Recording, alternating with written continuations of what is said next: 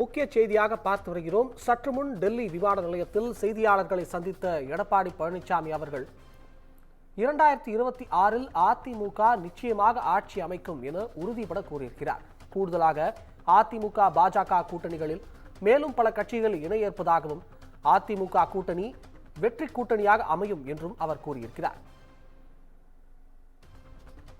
இதை தவிர செய்தியாளர்கள் அமித்ஷாவின் சந்திப்பு பற்றி எழுப்பிய கேள்விக்கு அமைச்சர் அமித்ஷாவுடன் அரசியல் நிலவரம் குறித்து பேசினேன் எனவும் மேலும் பல விவரங்களை விரைவில் அறிவிப்பேன் எனவும் அவர் கூறியிருக்கிறார். இதை தவிர திமுகவின் உங்கள் கனவை சொல்லுங்கள் என்ற திட்டத்தை விமர்சித்த எடப்பாடி பழனிசாமி திமுக ஆட்சியின் 5 ஆண்டுகளில் ரூபாய் 5.5 லட்சம் கோடி மோசடி செய்துள்ளதாக அவர் குறிப்பிட்டிருக்கிறார். இது குறித்த கூடுதல் விவரங்களை வழங்குவதற்காக நம்முடன் செய்தியாளர் சிவகுமார் இணைந்திருக்கிறார்.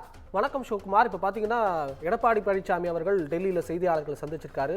பல்வேறு விஷயங்களுக்கு அவர் பதில் கொடுத்திருக்காரு செய்தியாளர் கேட்ட கேள்விக்கு. இதை பத்தின முழு தகவல்கள் நடைபெற உள்ள சட்டமன்ற தேர்தலை முன்னிறுத்து அதிமுக மற்றும் பாஜக ஆகிய கட்சிகள் ஏற்கனவே அந்த சட்டமன்ற பாராளுமன்ற தேர்தலை சந்திச்சிருந்தது.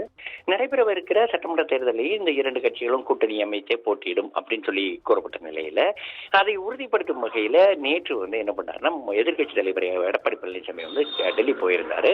அங்க உள்துறை அமைச்சர் அமித்ஷாவை சந்திச்ச விமான நிலையத்துல செய்தியாளர்களை சந்திச்சிட்டு இருக்கிறாரு. அவர் கூறும்போது என்ன சொல்றாருன்னா 5.5 லட்சம் கோடி ரூபாய் அளவுக்கு திமுக தரப்புல ஊழல் பண்ணி இருக்கிறதாகவும் அதே மாதிரி பாத்தீங்கன்னா இது குறித்த குற்றச்சாட்டுகள் ஏற்கனவே அவற்றை நாங்க முழுமையாக கொடுத்திருக்கிறோம் அப்படின்னு சொல்லி தெரிவிச்சிருக்கிறாரு.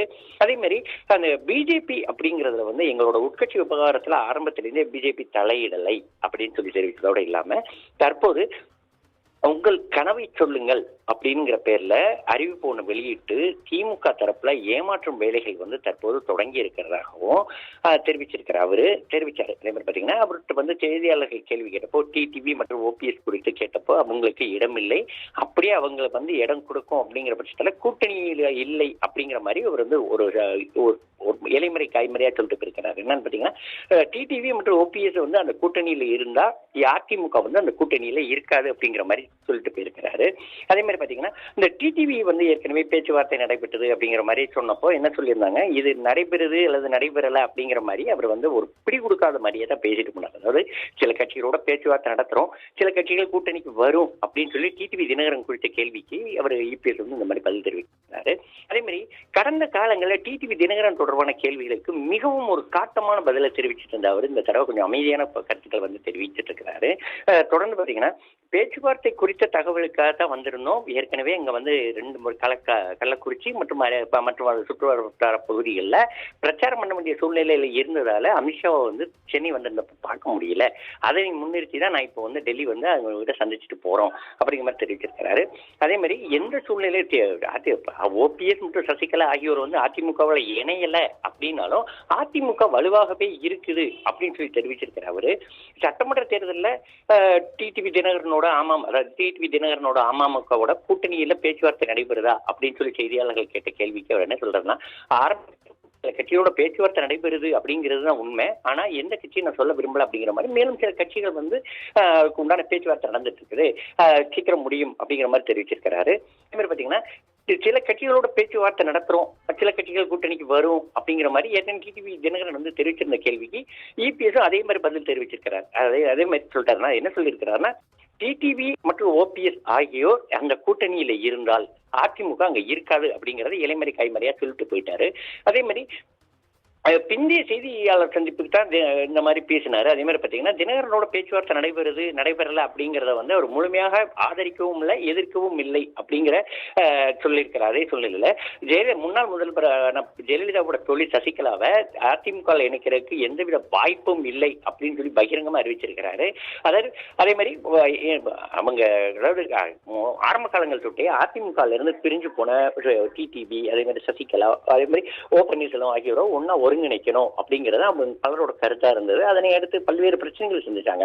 ஆனா கடந்த பல மாதங்களாக இந்த பிரச்சனை போயிட்டு இருந்த நிலையில தற்போது அவர் ஒரே வார்த்தையை சொல்றாரு, அவங்க 3 பேரும் சேராட்டாலும் இங்க கட்சி இங்க வலுவா தான் இருக்குது. அதே மாதிரி பாத்தீங்கன்னா ஓபிஎஸ் மற்றும் டிடிவி ஆகியோர் அந்த அணியில இடம்பெற்று இருந்தா அந்த வந்து கூட்டணிக்கு வந்து அதிமுக கூட்டணி அமைக்கிறதுக்கு உண்டான வாய்ப்புகளே இல்லை அப்படிங்கிற மாதிரி தெரிவிச்சிருக்கிறாங்க. ஏற்கனவே முதல் கட்ட பேச்சுவார்த்தையின் போது பாமகவுக்கு ஒரு சில தொகுதிகளும் ஒரு எம்பி தொகுதியும் ஒதுக்கப்பட்ட நிலையில தற்போது அதிமுக மற்றும் பாஜக ஆகிய கட்சிகள் வந்து ஏற்கனவே நேற்று பேச்சுவார்த்தை முடிஞ்சு இன்னைக்கு வந்து அந்த தொகுதி பங்கீடு அப்படிங்கிற ஒரு கான்செப்ட்ல போயிட்டு இருக்குது. ஏற்கனவே பாஜக தரப்புல 40 தொகுதிகள் கேட்கப்படுவதாகவும் தற்போது 30 தொகுதிகள் வரை இவங்க கொடுக்கறதுக்கு தயாராக இருக்கிறதாக சொல்லி கூறப்பட்டு அதன் அடிப்படையில் தற்போது அவங்க வந்து அமித்ஷாவை சந்திச்சுட்டு வந்து தற்போது செய்தியாளர் சந்திச்சுட்டு இருக்கிறாரு. ஆனா பகிரங்கமா என்ன சொல்லிட்டாருன்னா டிடிவி மற்றும் ஓபிஎஸ்க்கு இடம் இல்லை அப்படின்னும் அவங்க வந்து கூட்டணியில இருக்கும் பட்சத்துல அவங்களுக்கு வந்து அவங்க அந்த கூட்டணி கூட அதிமுக இருக்காது அப்படின்னும் அதே மாதிரி பாத்தீங்கன்னா சசிகலாவுக்கு எந்த சூழ்நிலையிலையும் அதிமுகவுல இடம் இல்லை அப்படின்னு பகிரங்கமா தெரிவிச்சிருக்கிறாரு. அரசியல் கட்ட நகர்வுகள் அப்படிங்கிற பொறுத்த மட்டும் பாத்தீங்கன்னா இதற்கு அடுத்த கட்டமாக நடைபெற உள்ள சட்டமன்ற தேர்தலில் பாஜக ஏற்கனவே பாஜக வந்து டிடிவி தினகரன் அதே மாதிரி சசிகலா எல்லாரையும் ஓபிஎஸ் எல்லாரையும் ஒன்னா வச்சுக்கணும் அப்படின்னு ஆசைப்படுது. ஆனா செய்தியாளர் சந்திப்புக்கு பிறகும் அவர் என்ன சொல்லிட்டாருன்னா இவங்க எல்லாம் இருந்தாங்க அப்படின்னா நாங்க வந்து இருக்க மாட்டோம் அப்படிங்கிறத பகிரங்கமா சொல்லிட்டு போயிட்டாரு. அதே மாதிரி ஓபிஎஸ்ஓ அல்லது டிடிவியோ அல்லது சசிகலாவோ இல்லாட்டாலும் அதிமுக கூட்டணி வலுவாகவே இருக்குது அப்படின்னும் அவர் வந்து இதே லெவல்ல இதே மாதிரி போய் நாங்க சட்டமன்ற தேர்தலை சந்திப்போம் அப்படின்னு சொல்லி தெரிவிச்சிருக்கிறார். அபிஷேக்,